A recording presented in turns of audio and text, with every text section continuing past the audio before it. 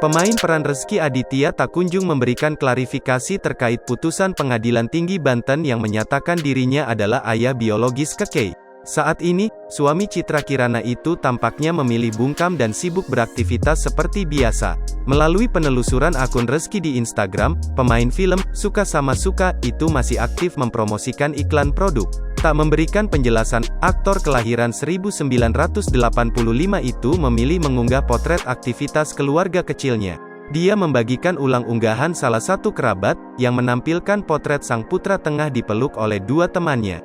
Bukan hanya itu, Rezky juga terlihat asyik membagikan vlog bersama Citra Kirana. Wenny Aryani bersyukur setelah upaya banding diterima Pengadilan Tinggi Banten. Meski sudah ada putusan pengadilan, Rezky Aditya tetap belum mengakui anak Wenny Aryani sebagai darah dagingnya. "Saya akan terus mencari pengakuan Rezky Aditya terhadap anak saya," kata Wenny Aryani di kawasan Fatmawati, Cilandak, Jakarta Selatan, Rabu, tanggal 25 Mei tahun 2022.